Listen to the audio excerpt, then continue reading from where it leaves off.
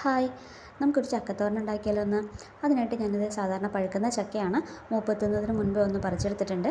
തൊലിയൊക്കെ കളഞ്ഞ് ചെറിയ കഷ്ണങ്ങളൊക്കെ കട്ട് ചെയ്ത് കഴുകി ഒന്ന് വേവിക്കാൻ വെച്ചിട്ടുണ്ട്. ഉപ്പും മഞ്ഞൾപ്പൊടിയും ചേർത്തിട്ടൊന്ന് ചെറുതായിട്ടൊന്ന് വേവിച്ചെടുക്കാം. വേവിച്ചതിന് ശേഷം അതൊന്ന് പൊടിച്ച് മാറ്റി വയ്ക്കുന്നുണ്ട്. ഇനി അതിലോട്ട് നമുക്ക് ആവശ്യമുള്ള സാധനങ്ങളൊന്ന് റെഡിയാക്കിയെടുക്കാം. അതിനായിട്ട് തേങ്ങയും കൂടെ തന്നെ നമുക്ക് 2 പച്ചമുളകും ചെറിയ ജീരകവും ചേർത്ത് ഒന്ന് തേങ്ങ ചതച്ചെടുക്കാം. കൂടുതലായിട്ട് അരയേണ്ട ആവശ്യമില്ല. ഇതുപോലെ ഒന്ന് ചതച്ചെടുത്തിട്ടുണ്ട്. ഇനി അതിലോട്ട് നമുക്ക് ചെറിയ ഉള്ളി ആവശ്യമുണ്ട്. തൊലി കളഞ്ഞ് ചെറുതായിട്ട് കട്ട് ചെയ്തെടുത്തിട്ടുണ്ട്. ഒരു പാൻ അടുപ്പത്തേക്ക് വെച്ച് അതിലേക്ക് എണ്ണ ഒഴിച്ച് കടുക് പൊട്ടിച്ച് വറ്റൽമുളകും കറിവേപ്പിലയും ചേർത്ത് നന്നായിട്ടൊന്ന് മൂപ്പിച്ചെടുക്കാം. പിന്നെ അതിലേക്ക് നമുക്ക് അരിഞ്ഞു വെച്ചിരിക്കുന്ന ചെറിയ ഉള്ളി കൂടെ ചേർത്ത് നന്നായിട്ട് വഴറ്റിയെടുക്കുന്നുണ്ട്.